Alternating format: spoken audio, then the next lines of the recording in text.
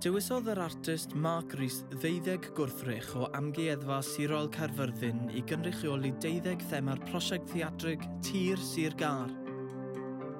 Dyma hanes un o'r gwrthrychau hyn.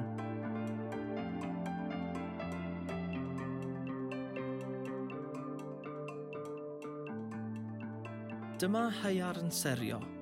Hwn yw'r gwrthrych sydd yn cynrychioli'r thema cig a gwaed. Roedd serio neu frandio anifeiliaid fel arfer defaid a gwartheg yn dasg hanfodol I ffermwyr ac yn fodd hollbwysig o brofi perchnogaeth anifeiliaid.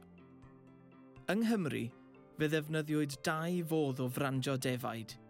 Un oedd marcio clustiau'r defaid, a'r llall oedd i'w serio neu dorri ei gwlân.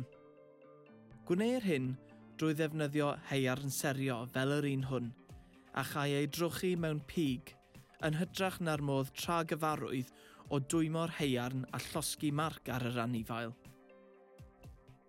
Dengys yr haearn fel arfer lythrennau cychwynnol unw'r perchennog neu rif unigryw mwyn dynodi'r fferm. Dewisai rhai ffermwyr I dorri gwlân y defaid mewn modd arbennig, ond roedd hyn wrth gwrs yn fodd hawdd I ladron defaid I dwyllo. Yn ôl curadiaid o Amgueddfa Caerfyrddin, a'r brydiau pan fyddai anghydfod dros berchnogaeth anifail neu anifeiliaid, mi fyddai'r hawlwyr yn mynd I lys defaid, lle byddai barnwr yn dod I benderfyniad. Mai ychydig iawn a wyddom am wir darddiad yr Haearn Serio hwn, mae'r marciau arno yn codi nifer o gwestiynau diddorol.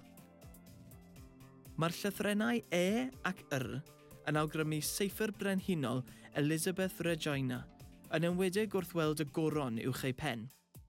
Hyn, mae'r ffaith nad yw'r ffigwr o ddau yn ei canol yn awgrymu mai nid dyma'r achos.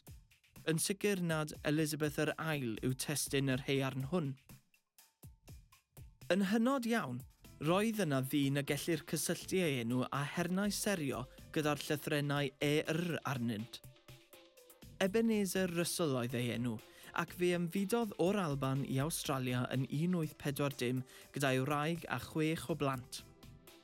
Daeth yn ffarmwr llaeth amlwg ac yn arloeswr yn ardal Tongara, ac mae gan yr amgueddfa leol 3 haearn serio yn greiriau yno.